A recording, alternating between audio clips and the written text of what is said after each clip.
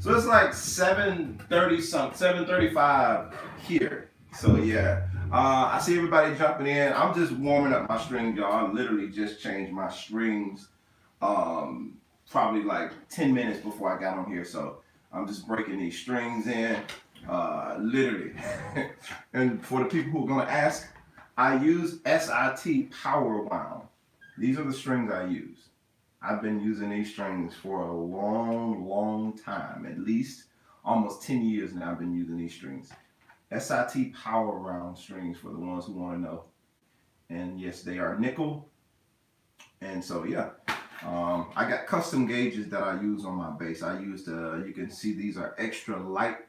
Why do I prefer these? I like the sound. I like when I'm able to get out of them. I'm not a super technical dude. If somebody's been around for longer than a week or so, you know that about me. I'm not super technical.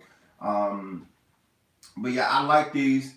It got a pretty good lifespan on these strings as well. I play pretty often, and I can still get a good amount of life. As a matter of fact, when I change my strings on my bass, a person could literally take my strings and put them on their bass and still be sweet for probably like another few weeks or a month, you know, because I don't let my strings get completely dead. To answer that question, good morning everybody dropping in, Tiffany, Floppy, Raphael. But yeah, so when I change my strings, this is the first time I've changed my strings all year, to answer that question. So maybe every month and a half to 2 months is when I change my strings, and I'm playing on a regular, I'm recording.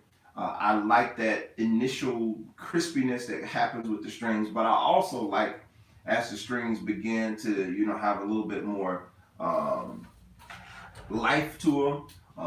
And you know, you've been playing them for a while. There's a tone that you get out of them after a while of playing that's not that right out of the box tone that everybody likes. That I actually like that too. So I'm kind of caught between the two worlds. I know people that change their strings like every other week. I'm not that guy. I change it again. Like if I hear the bass starting to sound a little dead, especially when it comes to more of my improvisation type stuff, it can get to sounding too dead to me, and I'm not able to articulate like I want to. I know it's time for me to change my strings. So it varies for me, but it goes probably from like, you know, a month, maybe a month to a month and a half, sometimes 2 months, depending on the instrument. Now, that's for this particular bass here. Good morning to you, Andre. Now, the P bass that I have over there, I might not change them strings for a minute because I might not want all that brightness. It depends on the bass that I'm playing. This particular bass, I do a lot of stuff with this bass, a lot of stuff. So sometimes I need a more fresh tone, so I'll keep the strings kind of fresh on here so I can make sure I'm able to get a really crisp. If need be, I need to be able to grab that. See, that's super crispy, and I like that sometimes, and then sometimes I don't, you know.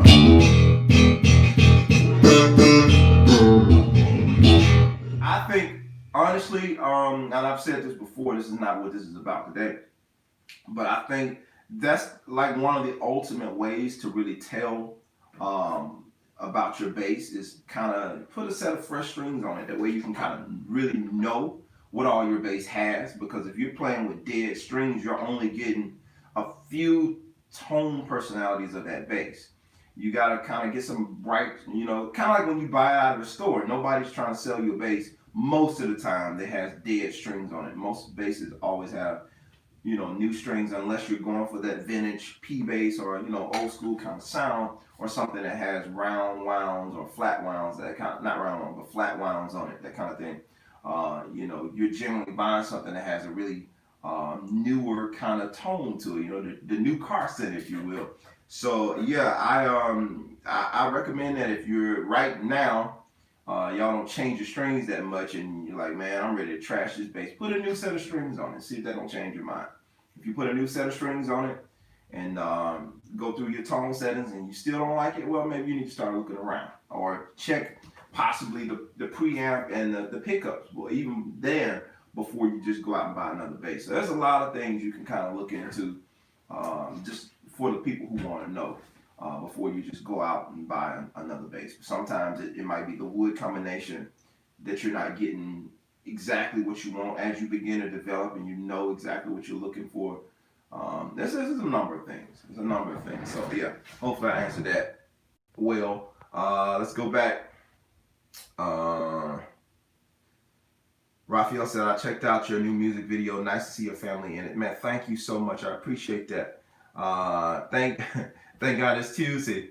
Hope you're well, man. I am good. Andrew, let's see here. I missed somebody else. Dr. James, good morning to you. Music for Jesus, good morning to you. Aaron, I think I spoke already. Manuchiso, if I'm saying that right, Manuchiso, I'm trying. Good afternoon to you, man. All right, let's go back up. Somebody asked what kind of bass is this. This is a Warrior bass.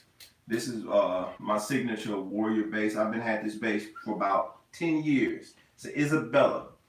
So yeah, I've been using this bass for about 10 years. And so made by Warrior Instruments. Let's see here. How often do you change your strings? I answered that one already. Floppy said, I'm late to the party. You right on time, man. Everybody just getting up out of the bed, getting their coffee together, doing their commute or whatever everybody's doing this morning. Somebody asked, is that an Ibanez? Is that an Ibanez? No, not an Ibanez. Definitely a Warrior. Thomas, good afternoon to you, man. I don't, Robson, I can't understand what you're saying, but I think you're asking about, was that a Warwick? And no, it's definitely a Warrior bass. All right, so again, that's a Warrior bass, and the model is Isabella. It's a Warrior Isabella bass. All right, so let's see here. Again, I'm trying to break these strings in. I literally just stuck these strings on like 10 minutes before I jumped on this live, so they haven't been broke in. And just pre-warning everybody, I hope nothing happens. Good morning, Kay Oliver. I hope nothing goes wrong, but we have bad weather happening. Had a thunderstorm happening all morning since I've been in here. So just in case the connection gets weird, I apologize in advance. I hope and pray that it doesn't, but just in case, you know what's going on. So, all right, I had this little loop I was gonna play around with from this song. Oh yeah, who's here from the email that I sent? Be sure to drop a thumbs up. I want to make sure and let me know if you prefer to get an email about today, the grooves and motivation, or are you like, I'm good with the notifications from YouTube. I'm just curious at who's here because you received an email from me. I just want to know. All right, let's see here.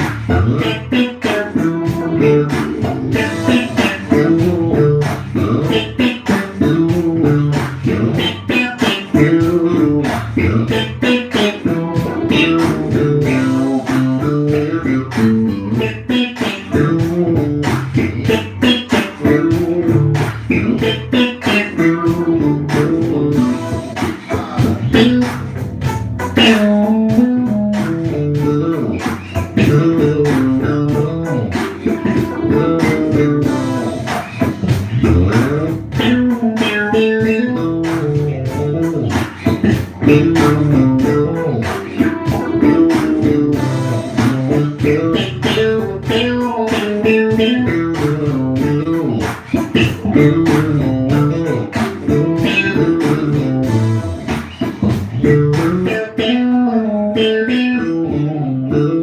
Logic, don't do me in.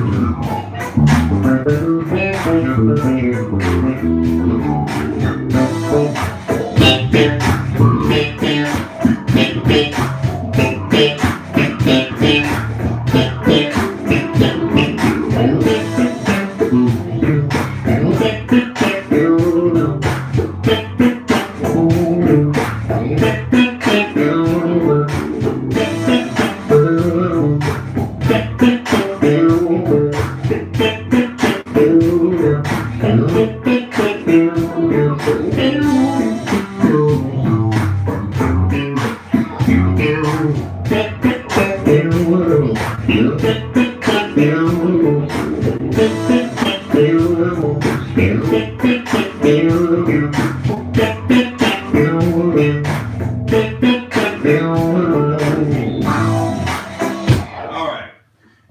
Woo! That groove, it's a nice groove. Let's see here. Go back. So a few people got the invite from the email that I sent. That's cool to know.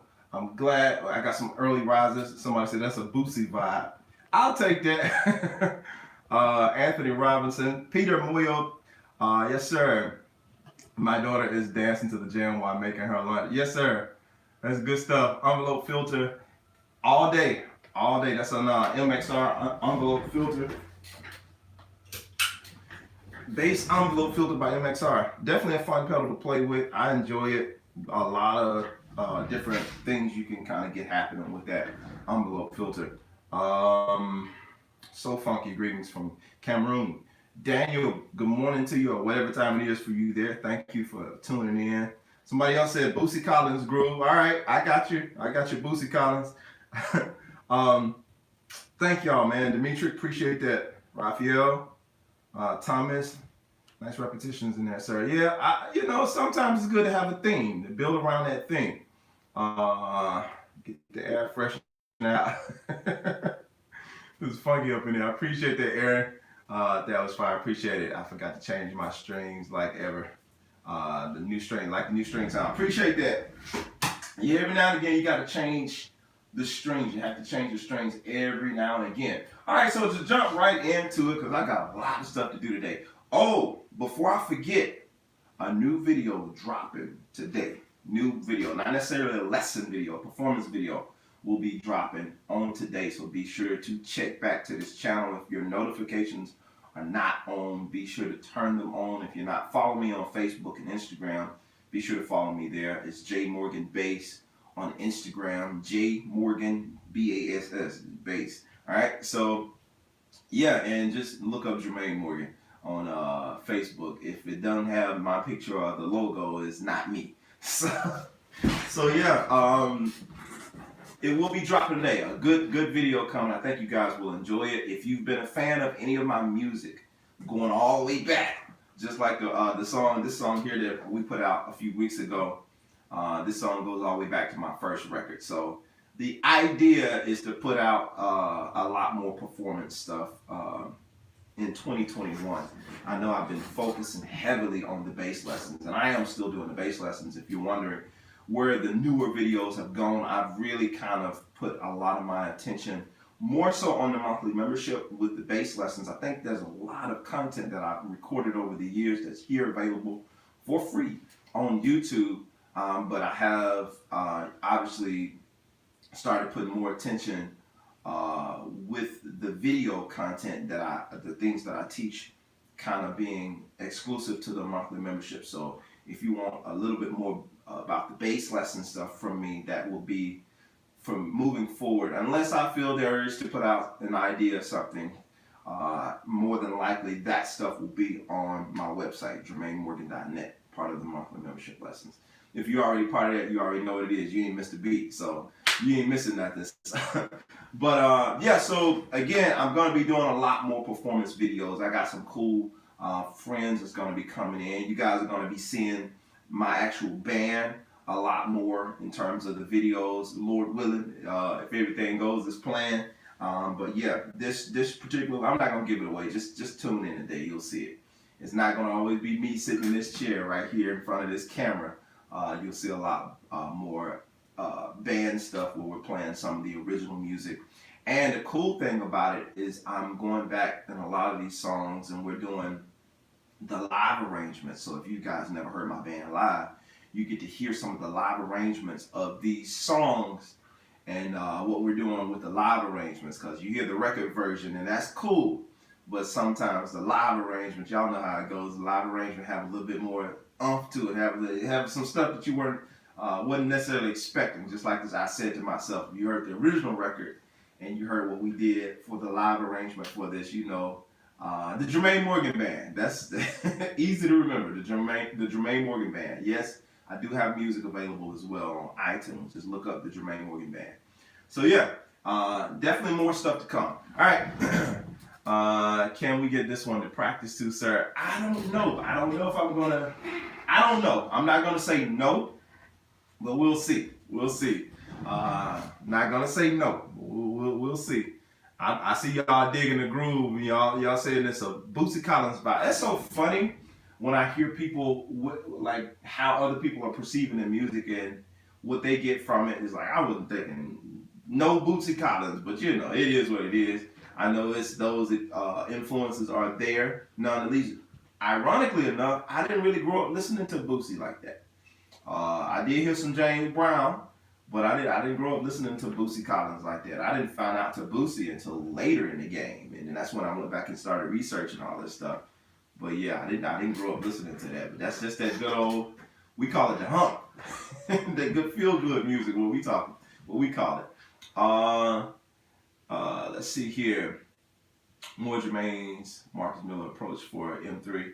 And ironically enough, I didn't really even grow up on Marcus Miller like that. I was like fully church boy. I grew up on gospel. If it wasn't gospel, I didn't too much hear it. I didn't learn about all of these phenomenal bass players until I started like going to college and started hearing about some of these cats and stuff like that. I think the first Marcus Miller full record, I'm ashamed to say at this point, but the first full Marcus Miller record that I own was Aphrodisia, which is a phenomenal record. Now, don't get me wrong, I've watched Marcus Miller concerts and I've listened to his other music, but in terms of the first record that I actually purchased of Marcus Miller full album was Aphrodisia. And yeah, I'm not in the dark about Marcus. I already know he's a phenomenal bass player, composer. I did my research. I already know. I've been hip to the game since college. So I'm not in the dark about that. So don't think I'm sleep on him. That ain't it at all. So anywho, let's go back. Bootsy wasn't my first impression of the group. Got you. He said, your band is amazing. I love when a bass plays with the saxophone. I appreciate that, man. So yeah, if you heard any of my music over the years, you get a good vibe for what's there. It's I will say this is a wide variety of stuff. You get the gospel influence, you get, some of everything. You just listen to the music. It's better than me trying to sit here and explain all this stuff to you. So the title of today's Grooves and Motivation, and if this is new to you, you have no clue who I am, what this is, what it's about, you think, okay, this is this dude over here jamming on his bass and it's early in the morning. I'm Jermaine Morgan. This is my Grooves and Motivation live, where we get on here and give you a little groove and give you hopefully some motivation, some stuff to get you through the day. Not only that, really some things that make you think. Hopefully something I say or do today will inspire you. You leave here inspired to go and pursue whatever it is you're trying to pursue on your own. So that's two of the main objectives. Encourage, motivate, and inspire is some of my biggest objectives that I hope to accomplish with doing these Grooves and Motivation talks and grooving every Tuesday. We're here every Tuesday, 7:30 a.m. Eastern Standard Time. All right, so jumping right in.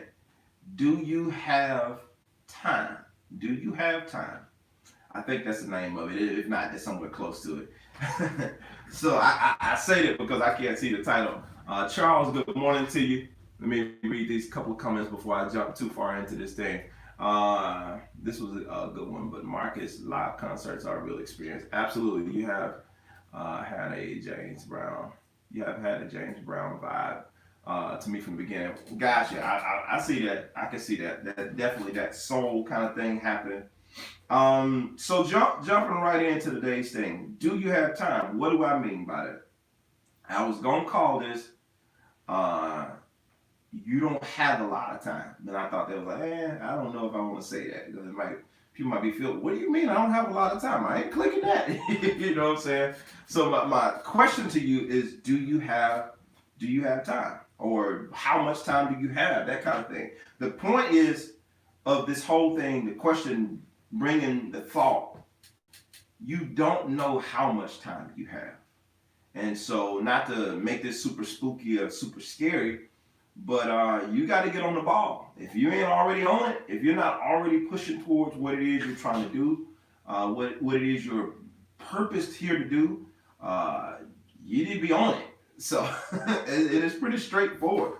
The thing I want to say to you is it's pretty straightforward because it's like, man, time is just balling. Time is just every day. I'm sitting here looking.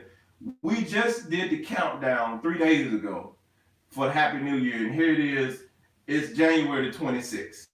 I exaggerate, but y'all get me. If you feel me, throw a thumbs up. It's like we literally just did the countdown. Like we just took, we just got finished celebrating Christmas and all that stuff, and literally it's a month later already.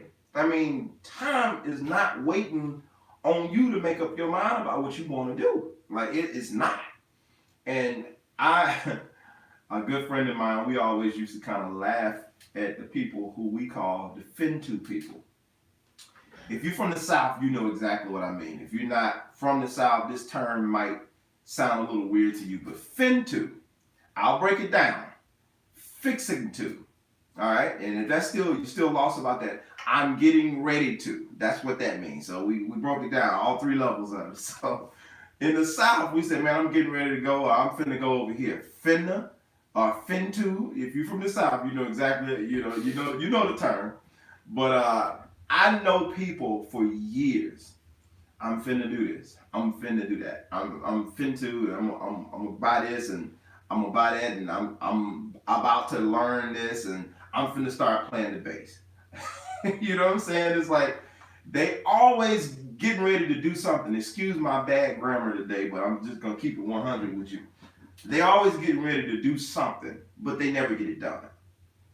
Every time you see them, oh yeah, man, I was finna get that new keyboard that came out. I'm finna get the new MacBook that they just put out. I'm finna go over here. I'm finna do this, but they never get anything done. Don't be the fin-to people. That's my plea to you today. Do not be the fin-to people because they never get anything done. You don't get anything done when you're a fin-to person. Either you're doing it or you're just talking about it. And don't get me wrong, there's nothing wrong with planning and trying to make sure that you have all your ducks in a row before you just jump fully into something. And that's wise, especially when it comes to investments or something like that could be detrimental to you somewhere down the road. But some of y'all, you just need to make a move. And what's the Les Brown saying? You need to jump and grow your wings on the way down. Your wings. Grow your wings on the way down. You need to just make a jump. Some of the stuff, there's been things that I've done throughout my career. And as I've started to mature even more in my career, there's been some decisions that I now make. I can't say made. I now make some decisions where I don't fully know all of the details surrounding it. I'll just go for it. I'm like, I will figure it out as we go. Because sometimes you can waste a lot of time sitting there trying to plan everything together. Almost always in every situation with me, I'm a planner. I like, I've said this many times before. I'm very goal oriented. I'm very task oriented. And I have a plan of what this is going to go like this. We're going to do this. We're going to do that. Almost always, it never goes according to plan. I don't care how well you put it together. You can have your little itinerary, all this little stuff laid out. I ain't that detailed. But there are times, that I really have it detailed as to what I want to do. This is how it's supposed to look. We're going to do this first. We're going to do this next. We're going to do this next. And then we do this and bam, we're done. And almost always something is going to get out of order. That's just the nature or the law of how things work. It's like you can you can plan for this or whatever, have to put your best foot forward, but almost always it's never going to go according to plan. Now, there are those rare occasions where things flow smoothly and everything runs like a sewing machine. There are those rare occasions, but for me, I'm glad that happens for you, but for me, almost always, whatever you plan, you got to adjust them plans. Some part of it, you're going to have to adjust and just kind of go with it, especially if you have kids. Oh, buddy, you better be ready to adjust them plans because it's never going to go exactly how you saw it in your mind. You didn't plan on having to stop and go to the bathroom 3 times on your road trip because your little one drank too much juice or they didn't use the bathroom before you left home or something like that. You didn't plan for the things that are going to take place, and it just, with life, we roll with the punches. Now, we do that in everyday life when it comes to what we call mundane things, and we're okay with it. But when it comes to something that we should be doing, we have all these rules. Well, I can't do it because this is going on. I can't do it because that is going on. Why can't we take that same approach in things that we know we should be getting done and say, hey, I'm gonna set out and I'm gonna try to do this today. Not necessarily try. I'm gonna set out and I'm gonna get this done today, regardless. That's kind of the mindset that I've been taking over the last few years. Is like, I'm gonna set out and I'm gonna do this. And some things I've even put myself on Front Street. What I mean by that is I've even made a post or something about it to hold myself to the fire because I like to keep my word. So I put out a post, I think either the end of 2019 or the top of 2020. I was like, hey, I'm going to write a book. And nobody anywhere asked me anything about writing a book. Nobody said, hey, Jermaine, you ever going to write a book? Nobody said nothing.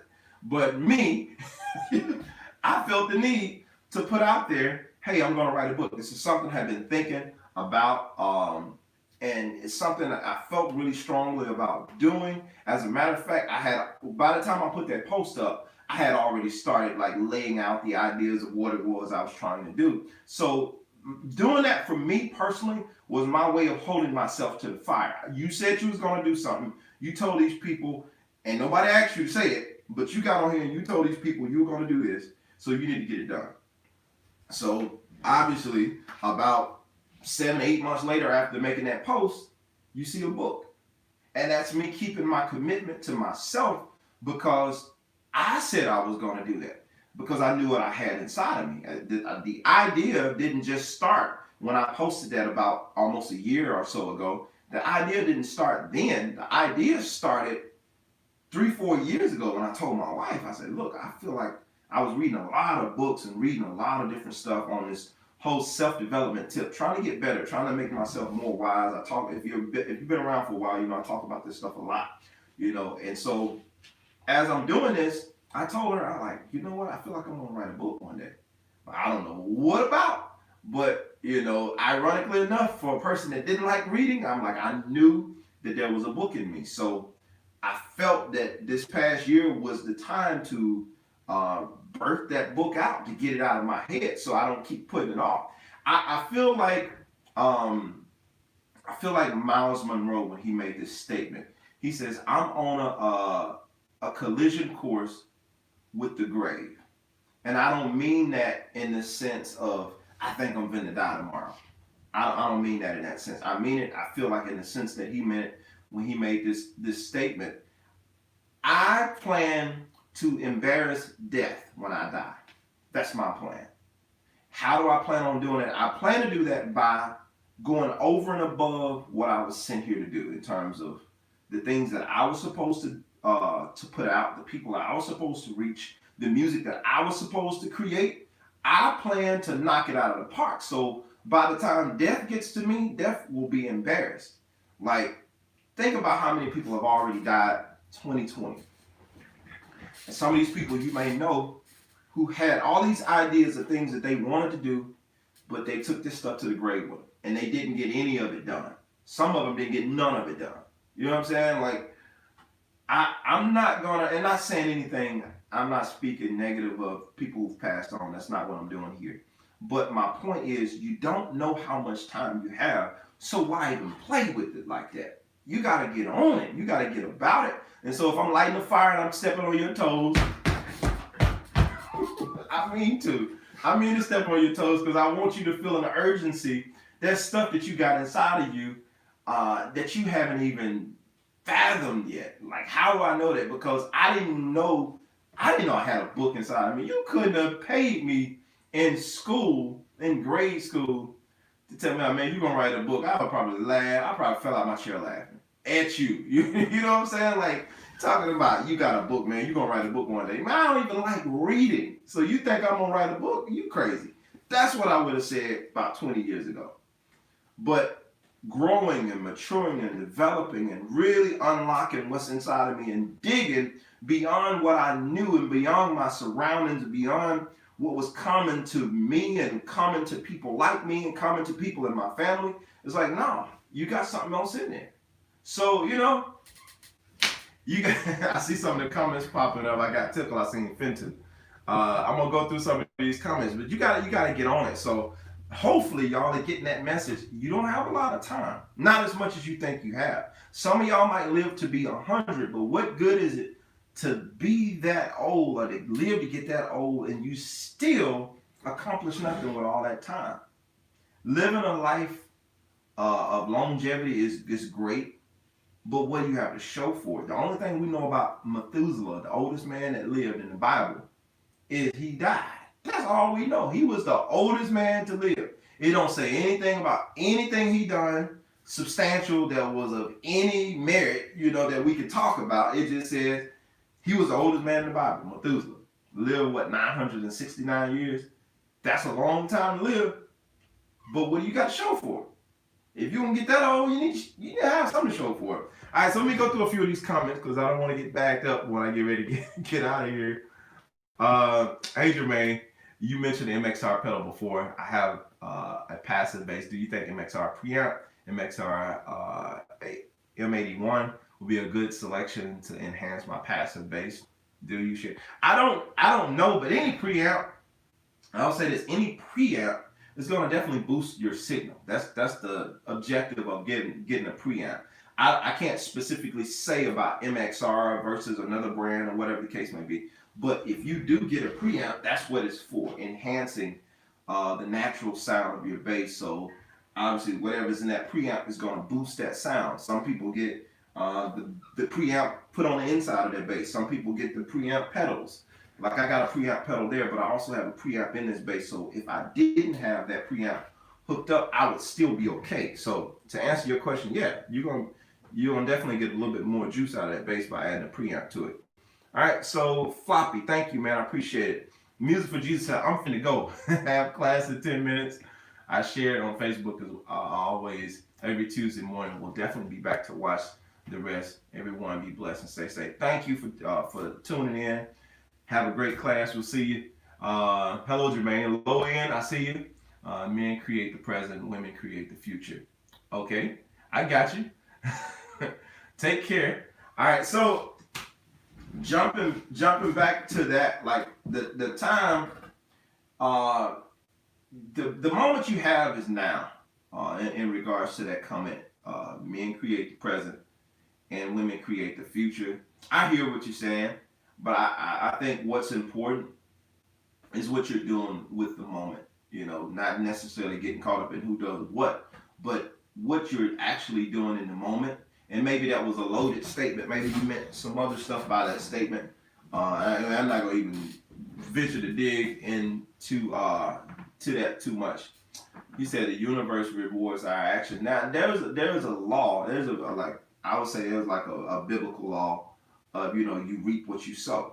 I see what you're saying with the universe rewards our action, but it's a biblical law that you reap what you sow. So what you put in, that's what you're gonna get out. And what you put in the ground, that's what's coming up. Put an apple seed in the ground, you could look for an apple tree to come up. You know what I'm saying? So I get what you're saying, low end. But you know what I'm saying? So you have to get in whatever you do, you have to get active. You have to get busy about it. Make a plan of action and get going. Now, the plan, I don't want to make it sound like you could just jump out there and ignorantly do stuff without researching, without trying to find out. But some people, I know people, put it like this. There are people who have came to me, some people who are older, and they do stuff like buy programs like Logic and that kind of thing, and try to go through and read a whole manual. I'm exaggerating a little bit, but they'll buy a program like Logic or, Final Cut or Adobe Premiere video editing software, and they try to read a whole book about how to do this stuff. And to me, it's nothing wrong with reading. Obviously, I just talked about that. But some things, you don't have time to sit there and read the whole book. Hopefully, y'all get where I'm going with it. Follow me for a minute. Follow me for a second. If you sit there and try to read a whole book about how to use Logic, that's going to be a lot of information. I'm just telling you. You bought Logic. Logic is a music creating software. It's a DAW, a music creating, digital audio workstation. That's digital audio workstation. That's pretty much what it's for. It's for you to record music, not to become a professor so you can teach about Logic. Now, if you sit there and try to read a whole book about how to use Logic, chances are, while you're reading this book, you ain't creating no music. You didn't buy this program to start reading a book. Follow me. You bought this program so that you could create music. The objective is to create music. The problem that happens with a lot of people, and there's an argument between this right here, because some folks feel like you need to read all the directions. If you're putting together a bike or something like that, yeah, you probably need to read the directions. If you're trying to create music, it don't take a whole bunch. You don't have to know all the ins and outs of Logic to be able to create music. You need to know how to open it up, how to get your bass or whatever you're using into the interface, into Logic, and you need to know how to press record, see that red thing come on the screen when you're recording the audio track, and know how to save that and edit it if you need to edit it. That does not require that you know all of the ins and outs of Logic. Now, if you want to become a person who's a Logic whiz, or get more detailed, and you want to be an engineer, yeah, you may need to pop a book open at some point. But to just create music, it doesn't require all that. Little is required to create music. Little. Get an interface, and heck, nowadays you can go on YouTube and watch all these tutorials that show you how to do it. My point, I have a lot of people who will sit there and buy a book and read all this stuff and try to understand all this stuff before they actually just jump in there and try it. I learned what I learned in Logic, and let's say this, I went to school for this stuff. I went to school for commercial music, so I took classes on recording. The problem is, once I finished school, almost all the information that I learned, this is why I'm saying what I'm saying, almost all the information, because of technology, almost, not all of it, but almost all the information I was learning in those classes was almost obsolete by the time I got to practice this stuff in the real world. Because everything was changing in the real world. This stuff was, it was changing. New technology was being created. New programs was being created. These programs, Pro Tools and Logic, they're updating stuff. So the way you was doing it before, it's a different way of doing it now. The basic mechanics of it is still there, but a lot of the shortcuts and all this stuff is different. So you spent all this time trying to learn one way of doing it, and by the time you get that down pat, it's changing. Technology is constantly changing. So you have to be able to adjust. Going back to what I said about planning ahead, things don't always go according to plan. You can sit here and read this whole book and have all this information about Logic, but by the time you start to apply this stuff, everything is changed. Everything has changed. By the time you figure out Facebook, they done came up with Instagram. By the time you figure out Instagram, they done came out with TikTok. By the time you figure out TikTok, now they got Clubhouse out. They got all this stuff, all these different platforms, and you think, oh man, I got this, I got it figured out. I got Twitter figured out. It doesn't matter, because they're going to have something new next week. So you have to do what you do, figure out what works best for you, and get moving. If I don't say anything else to y'all to get your brain thinking. Just get moving. Use what you have and get moving. You don't need another bass. Probably do, but I'm saying in order to get started recording, in order to start with where you are, you have enough. You have everything that you need to get started. Everything that you need, you already have. Somebody told me that years ago, and I was like, but I need this and I need that. You literally came here with everything you needed to be successful. Now, the success comes in how you maximize those resources that you have available to you. Because a lot of y'all have stuff sitting around your house that could be earning you money or that could be helping you to produce music. Not necessarily, I don't make it about money, but things that could be helping you to do the very thing that you need to do. You have access to phenomenal musicians. Some of you do. Some of you are phenomenal musicians and you're just not doing anything with it. You know how to use Logic. You know how to use Pro Tools. You just won't. You're such a perfectionist, you won't get anything done. You have all these ideas and you have access, and some of y'all make, this is to my excuse makers, some of y'all like to make the excuses about I don't have time, or I don't have a studio that I can go and record at. I don't have this, I don't have that. How long will you make excuses? How much time do you have in a day? 24 hours. Same amount of time that I got in a day. Same amount of time that anybody else has in a day. I understand some jobs are harder than others and some things require people to dedicate a little bit more of their time to them. But how bad do you want it? It all comes back down to that. How bad do you want it?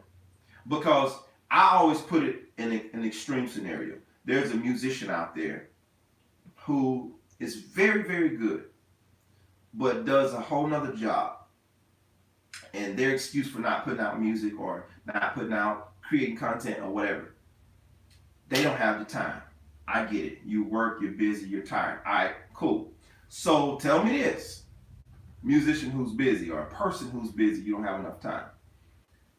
You get a call tomorrow or today from some well-known somebody that you didn't even knew you existed. Now they tell you, because of your musical ability, I heard about you and I heard that you were really, really good. I need X, Y, and Z done by the end of the week. Can you make it happen? Oh, and here's what I'm going to pay you. I'm going to give you a $30,000 budget. What you don't use, keep it. Can you do it? Can you get it done? Now, I'll wait. I'll wait to see how many of y'all are too busy to get it done. My guess is you're going to find a way to get it done. My guess, you're going to find a way. Here's what I can say in my career throughout. I've had some amazing opportunities happen throughout my career. I'm looking forward to more amazing ones because in my mind, I ain't got the amazing ones that I'm looking for yet. The super over the top joints, if you know what I mean. But you know what I'm saying? Tiffany said, yep, I can get it done. Tommy said, yep, that's a good one. You know what I'm saying? You'll find a way to get it done. In my career, there's been some things that came to me, and the opportunity wasn't waiting on me to get ready. When the opportunity presented itself, I had to already be ready because they needed it in a time, and I needed to be able to tell them, yes, I can get it done in this amount of time. So now when they come to you, the conversation is not, well, what will you give me? The conversation is, how much do you charge? That's a different conversation. Because when you're prepared and you've been doing this thing, like people who are looking to become music producers and that kind of thing, I've had some incredible opportunities as a producer in my little short span of career or whatever. And the greatest conversations are always those when they want to know, how much is it going to cost me? Not, hey, this is my budget, but the ones they say, how much is it going to cost? And you give your number and they don't see, those are the ones right there. But you're able to do that because at some point you've built up some type of rapport, or you've built up some type of, history that you know how to get it done, and they trust what you can do. But if you have no track record of getting anything done, you don't have a demo reel, You don't have any type of reference point. You can't point them to anything that you've done to guarantee that, hey, what you're about to give me this money for, what you're about to give me this opportunity for, I can do it. You're going to miss out on the opportunity because they're not going to go off of, yeah, man, I'm good at this. Really? Okay, let me see something that you've done. Because generally, if it's a reference and they are just finding out about you, the next thing in the conversation is, all right, do you have something that you've done that I can see, or something that you produce that I can hear? And so if you can't point them in the direction of something that you've already got done, they're probably going to move on to the next person. Because trust me, there's probably 100 other people out there who are ready to go. They're ready for that opportunity. They've been waiting on it. They've been preparing for it. And where you got your little one song or your little one idea, they got 10 ready to go. All right, why 10? Why do you say 10? Here's the thing, and I learned this from a good friend of mine, Zeke. Listen to me. He and I do a lot of writing. Zeke is a very, very prolific songwriter. And happy to say I kind of basically grew up in the same city with him. And when we worked on a lot of music together over the years, so we've placed music on a lot of different gospel artists over the years. So one of the things about him, when we submit songs, I was the kind of dude, like I have this one really, really good song or two really, really good songs. And when he's looking for music, he's like, hey man, you got any songs? Oh man, yeah, I got these 2 great songs. All right, cool. Well, I got these 10 that I'm sending in. I'm like, wait, what? I got these 10 songs that I'm going to send in, because if they pass on these 1 or 2 that I thought were really good, we at least got 8 more to go through. So your chances of landing something are much, much higher than submitting your 1 or 2 good songs. I'm giving some nuggets for somebody who's trying to become a songwriter, or somebody who's trying to become a producer, or trying to get a foot into the industry, or that kind of thing, or get a song placed. Sometimes submitting more than you think is enough. You know what I'm saying? Don't just submit that one song that you thought was the bomb, and then your feelings are hurt when they pass on that song. Have at least about 10 ready to go, or 5, or multiple. You know what I'm saying? Having more than one song to submit. So when that opportunity comes up, all right, you didn't like that one. What about this one? All right, because they can be like, I like your vibe, but I don't like that song. I like your sound, but I don't like that song. That song's not a good fit for me. Do you have anything else? And if you put all your energy and all your attention into that one song, you submitted that one song, and that's it, tough luck. Better luck next time. If you submit 10 and they don't accept any of them, they're not the only artist out there. That means one of them 10 songs is going to work for somebody. And that's the way you have to look at it as a songwriter, as a producer, that kind of thing. Or take the route that I took. I started getting frustrated in the early years of my creating music, and I don't know who this is for. Somebody wanted to know this is why I'm talking about it. In the early years of my creating and writing music, my songs would get passed on a lot. People would just not use my stuff. And at first it just kind of, it hurt my pride a little bit.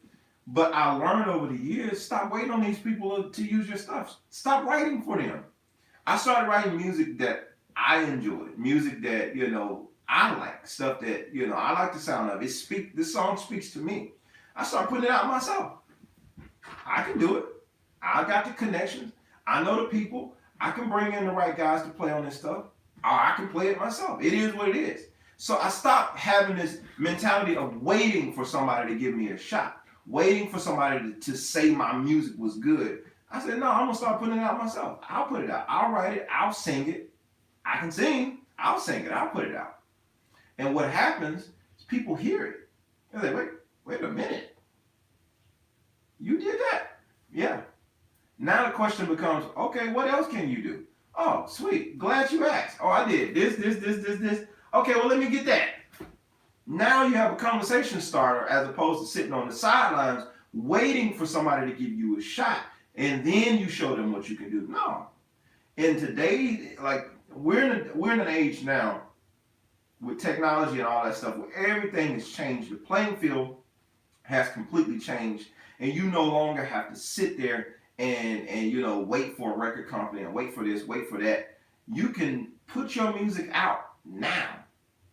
If your music is good and you know if it's good or if it's terrible. You should know that. You gotta be honest with yourself.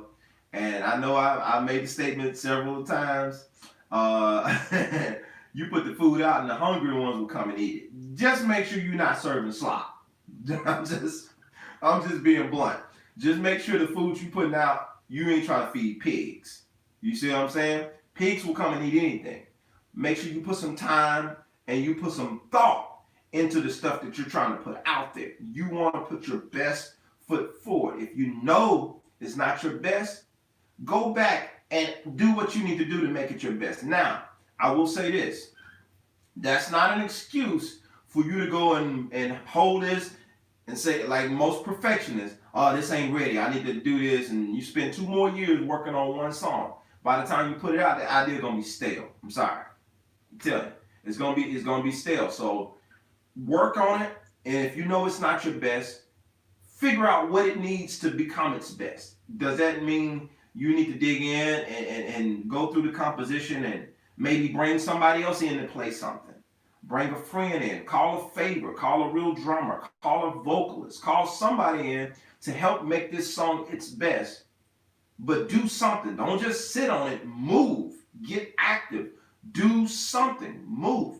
Now, some of you guys, well, I have ideas, but I can't develop them, and I can write, but I can't finish a song. I got a verse and I got a chorus. I write.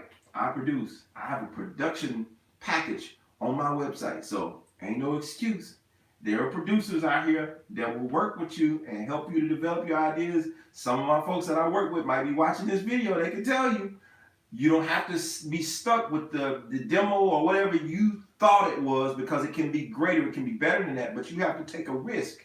And most of the time, you don't find those things sitting still. Most of the things that I've done that was worth talking about in my career, I found them on my way to doing something. Hardly anything comes to me while I'm sitting there thinking. Hardly anything. But when I start putting feet to my thoughts, when I start moving and I start shaking and making stuff happen, stuff comes. People come. Opportunities come. It's easy to get somebody aboard something that's already moving, as opposed to sitting still talking about it. And man, this joint finna ball. We know bandwagon members. Once that bandwagon is rolling, everybody want to get on it. You see what I'm saying? So get that idea going, get the thing moving. This is my last thing I'll share, and I got to get off of here. When I was doing, when I started like my YouTube channel back in the day, I had this idea to start quote unquote Jermaine Morgan TV. Many of you know me from that. You watched some of my videos from, the whole Jermaine Morgan TV. Where that started from, it's like I wanted to do something different with my YouTube channel. I wanted to kind of maximize the potential of the reach with this channel. Let's do something different. Let's do something new. Let's do something creative. All right, let's do Jermaine Morgan TV. That way, I could treat it almost like a show. I could treat, I could have episodes as opposed to just putting up content or just putting up videos. I wanted to do something different. So with that, I started doing these interviews. I was doing lessons, and I'm like, hey, it would be cool to bring in this person and bring in that person to talk to some people, and just get some, because I was connected to a lot of musicians in the industry. So I'm like, why not leverage that connection and get some of those guys to come over and talk to up and coming musicians about some of the ins and outs, the do's and don'ts about the music business. And it ended up being really, successful in terms of the response that we got back. Because I put feet to these thoughts, people start approaching me wanting to be on the show. It was crazy. I'm sitting here tripping like, wait a minute, this ain't syndicated. Like, I'm not backed by anybody. I don't have a budget. I don't have anything. All I'm doing is trying to put out good content. And because of what I was trying to put out, people wanted to be a part of what I was doing. So it was easy to get people to be on the show. It was like, hey man, I want you to be a part of the show. All right, cool, when? It was that easy. I was like, man, I could have been doing this years ago. So, it was a really cool thing to be able to leverage that thing. But it only happened because I decided to start moving forward with ideas instead of just sitting on them. And of course, you would get those people that come to you, man, I thought about doing that. I thought about doing that years ago. But you didn't. And the funny thing is after you do something and people see the success of it, many people after that will want to do the same thing. Not saying that they're trying to copy you, but they now know that it works. Kind of like the running a mile in under a minute. It was thought that it couldn't be done, and after the first person done it, you saw people after them started doing the same thing. I'm not saying I'm the first person that did the YouTube interviews. I know I'm not the first person, but in the way that I did it, I know, I was one of the first, people in my lane to do it the way that I was doing it. And so again, nobody wants to be first in terms of that kind of stuff. Nobody wants to be first to potentially fail. Let me put it that way. So once they see it's a formula that works, oh yeah, sweet, I'm gonna do that too. You know what I'm saying? And more power to you if you try it. But the thing about it is, why not be the first to move with your idea? Don't be that guy or that girl that after somebody does something and it's really successful, you're like, oh man, I thought about doing that like 2-3 years ago. But you didn't do it. So don't complain when somebody else gets credit for the idea that you had. Matter of fact, it's more embarrassing to know that you had that idea 2-3 years ago and you ain't doing nothing with it. Somebody else done it. Now they got credit for it. Now you sitting looking crazy until the next idea roll around and somebody else get credit for that. You're just a person who wastes good ideas. Sorry, not sorry. Somebody had to say it. You're just a person who wastes very good ideas because you don't do anything with the ideas once they come to you. So the ideas move on to somebody who's going to do something with them. So I probably got some of your ideas. You thought about it, you didn't do it. Idea came to me, I'm like, all right, sweet, let's go. I did it. I'm sure 50 other musicians have thought of 10 ways to success to work a musician. I'm sure I'm not the first, but this is not an original idea, I'm pretty sure, because I'm sure this idea came to somebody else.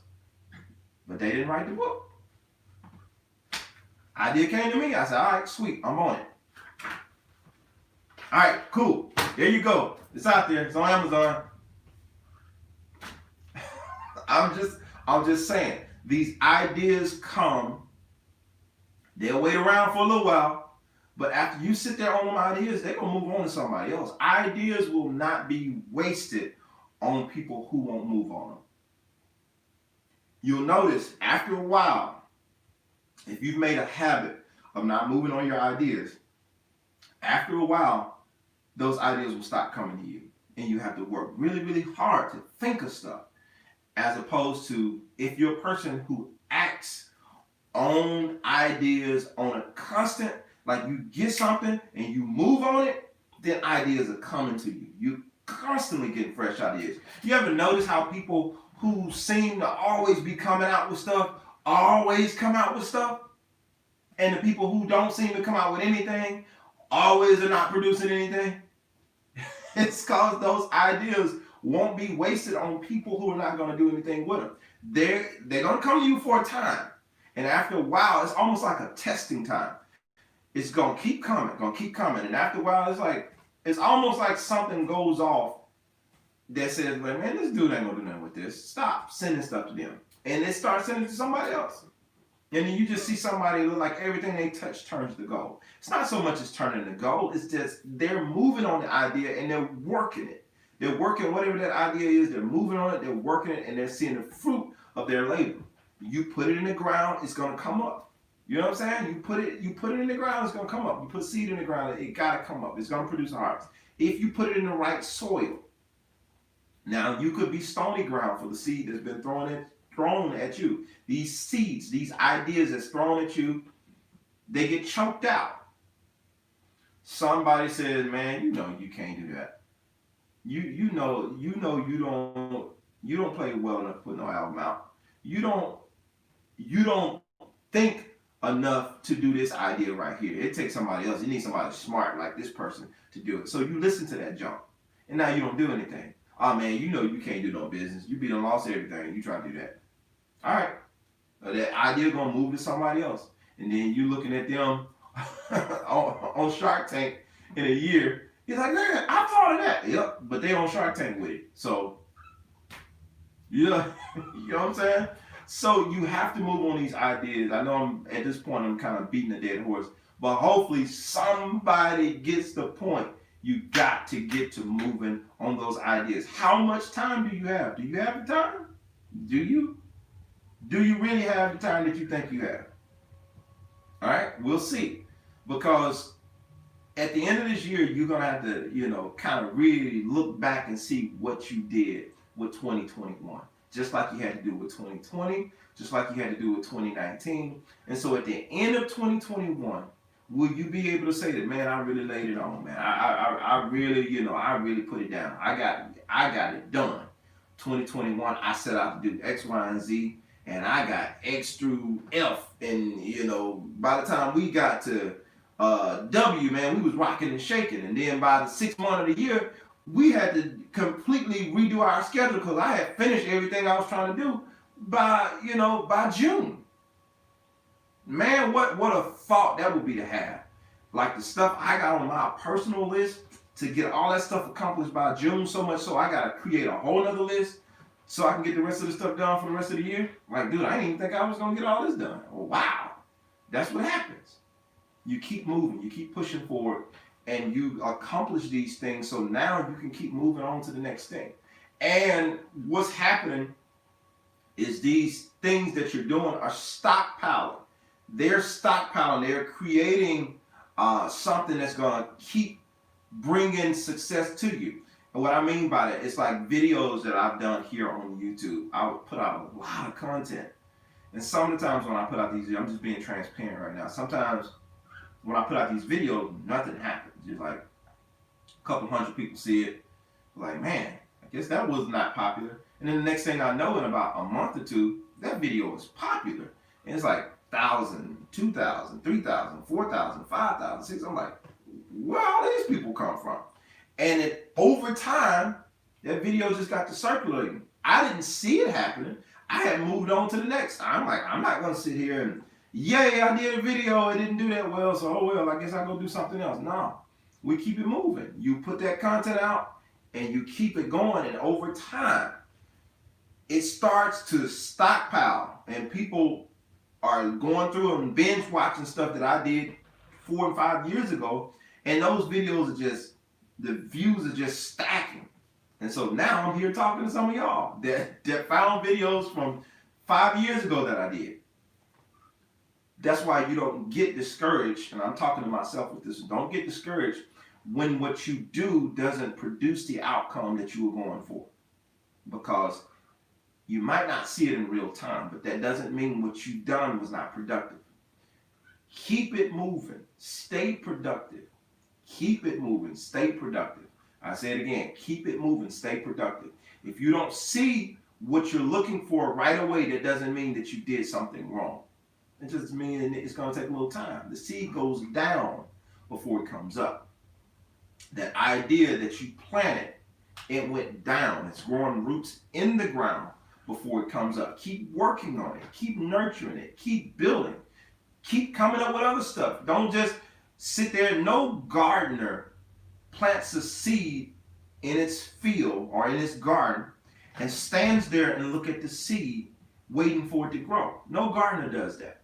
No, more than likely, if he has a garden or she has a garden, they're going to put that seed in the ground and then they're going to move forward. They're going to stick another seed in the ground and they're going to move forward. They're going to stick another seed in the ground. They're going to repeat that process, and then what they're going to do, if it's a garden, they're going to turn around and come down that next row and they're going to do the same thing. They're going to probably put some different seeds in the ground, and then they're going to turn around and go to that next row and they're going to keep doing the same thing. But never do you see a garden. My grandma used to have a garden in her backyard, and never once did I see my grandma put a seed in the ground and stand out there and look at the seed for months to see if it was going to grow.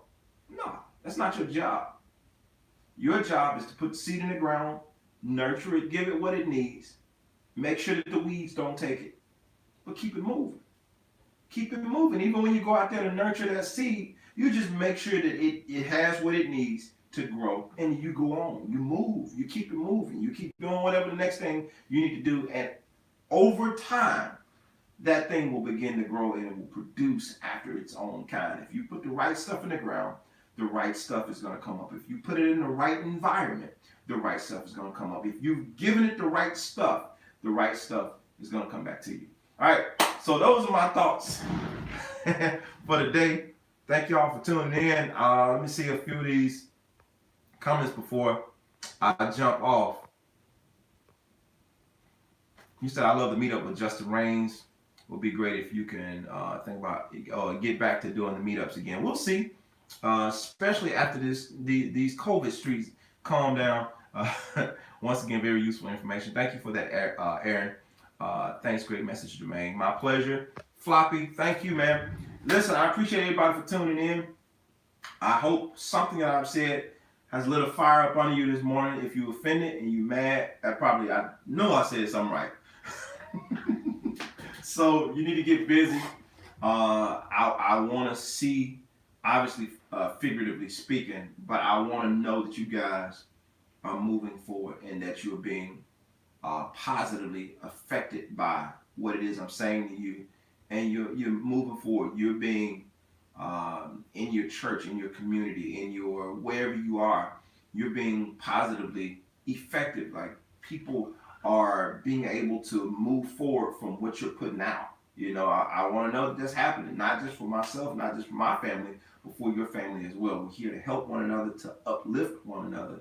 And I don't want to see anybody down. And why be down when there's better available, when there's more available, when there's something out there that you could be doing that you don't know about? If you want to, I referenced this book several times, but if you're new to this channel and you don't really know what I'm talking about, this book is called 10 Ways to Success, The Working Musician. In this book, I wrote down basically 10 examples from my own personal journey as a professional musician, different things that I've done over the years. And the ultimate thing of this book, this is not a book about playing the bass, not a book about playing any instrument at all. But the ultimate idea of this book is being resourceful, using what you have available to you and making the most out of it to create your own success as a musician or as a creative.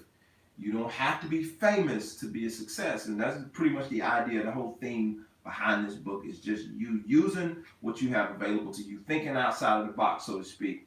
It's available on Amazon, Kindle, Audible, all that stuff. So you can get it. You get the signed paperback from me personally off my website, JermaineMorgan.net.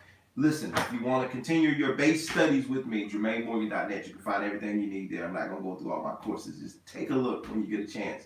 Anyway, guys, thank y'all for being here. I'm out of here. Have a blessed day. Go do something. I'm finna do something. All right. Peace.